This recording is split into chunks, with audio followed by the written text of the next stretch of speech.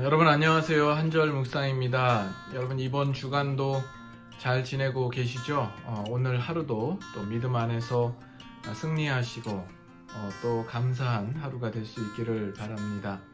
오늘 함께 나눌 말씀은 출애굽기 8장 22절 말씀입니다. 그날에 나는 내 백성이 거주하는 고센 땅을 구별하여 그곳에는 파리가 없게 하리니 이로 말미암아 이 땅에서 내가 여호와인 줄을 네가 알게 될 것이라. 출애굽기 사건에서 가장 유명한 것은 아마도 10가지 재앙일 겁니다. 하나님께서 10번의 재앙으로 결국 바로의 무릎을 꿇리시고 또 그의 백성을 애굽에서 구원해 내십니다. 그런데 물론 이 10번의 재앙이 다 초월적이고 또 하나님만이 하실 수 있는 놀라운 재앙이긴 합니다만, 하나님께서 하시고자만 한다면 얼마든지 단번에 바로를 놀라운 재앙으로 무릎 꿇릴 수 있지 않겠습니까? 그런데 왜 하나님께서는 10번이나 반복하면서 재앙을 보내시고 또 이를 그렇게 하시는가 하는 겁니다. 오늘 말씀에 보면 이 땅에서 내가 여호와인 줄을 네가 알게 될 것이라. 이것을 보면 이 10가지 재앙이라는 것은 단순히 이스라엘을 구하기 위한 목적만이 아니라 하나님이 누구이신지를 온 세상으로 알게 하시고자 하시는 목적이 있다는 것을 알 수가 있습니다.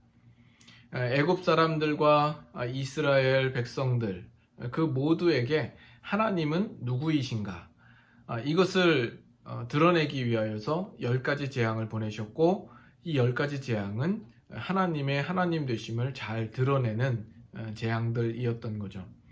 먼저는 이 애굽인들과 이 바로 왕에게는 하나님 앞에 자신들의 위치를 분명하게 알게 해주는 재앙들입니다. 하수가 피로 변하고 또 개구리떼가 나오고 파리떼, 그리고 이 흑암, 우박, 메뚜기, 이런 것들은 다 자연이 동원되는 재앙 아닙니까? 그 개체 하나하나를 두고 보면 상당히 미물들이고 또 인간의 삶 속에서 하찮게 보일 수 있는 것들입니다. 인간이 얼마든지 그것들을 통제할 수 있고 인간이 가진 힘으로 그것을 제어할 수 있을 만한 것입니다. 그런데 모든 자연 만물을 다스리시는 하나님이 계시다라는 사실을 이 자연 만물을 동원하여서 하나님은 보이시고 있고, 아무리 이 세상에서 힘과 권세를 가진 바로 왕이라 할지라도 그것들에 의하여서 곤란을 당하고 스스로 그것을 제어할 수 없다라는 것을 분명하게 해주고 있는 것이죠. 그래서 이 10가지 재앙을 통하여서 과연 하나님의 살아계심과 또 하나님의 다스리심을 보게 하는 겁니다. 반면 이스라엘 백성들이 사는 고센 땅은 하나님이 구별하십니다. 그래서 그 고센 땅에는 그 재앙이 미치지 못하도록 하시죠. 애굽 땅에서 이스라엘 백성들은 비록 하찮고 또 종으로서 힘없는 모습으로 살아가지만 그들은 하나님의 백성이요 하나님의 다스림 속에 있는 자들로서 누구보다 하나님의 관심과 또 복됨으로 나타내신다라는 것을 또한 보게 해줍니다.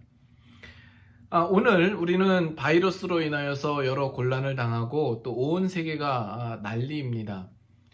그뿐입니까?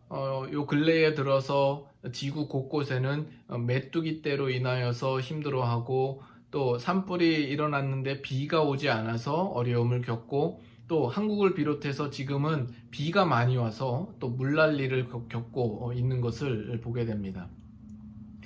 이 모든 것들이 오늘날 왜 일어나는 것일까요? 우리가 평소에는 별로 그렇게 크게 신경 쓰지 않는 것들이지만 오늘 우리는 이러한 작은 미물이나 자연 현상들을 통하여서 어려움을 겪고 있습니다. 이 모든 일들을 통하여서 오늘을 사는 이 현대인들에게 하나님은 누구이신가 하는 것을 알게 하시는 것은 아닐까 하는 생각을 해봅니다.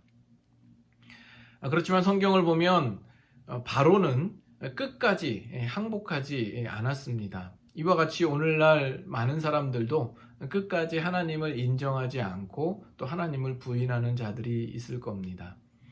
한편 이스라엘 백성들도 사실 처음부터 순순히 하나님을 인정한 것은 아니었습니다. 그들에게 왜 10가지 재앙이 있었는가? 하나님께서는 이스라엘 백성들을 기계적으로 그들을 움직여서 그들을 끌고 나오시기를 원치 않았던 것 같습니다. 하나님께서는 인격적으로 그들을 설득하는 과정이 필요했고, 이 10가지 재앙을 통하여서 그들이 스스로 마음으로 하나님을 인정하고 또 항복하는 자리까지 나오기를 원하셨던 것이죠.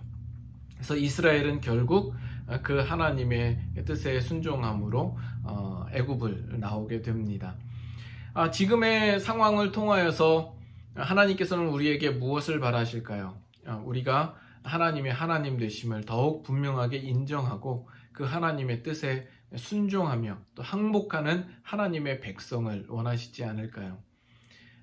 하나님께서 결국 이스라엘 백성들을 그의 약속하신 대로 애굽에서 구출하여 내시고 또 가나안 땅으로 인도하신 사건을 우리가 성경을 통해서 확인합니다. 하나님께서 그의 백성들을 결코 포기하지 않으시는 것이죠. 그것이 십자가 사건을 통하여서도 동일하게 나타나고 있고, 오늘 살아가는 성도의 인생 가운데에서도 하나님은 여전히 우리의 삶에 간섭하시고 일하시고 또 결국에는 우리의 마음의 항복을 받아내시기를 원하시는 겁니다.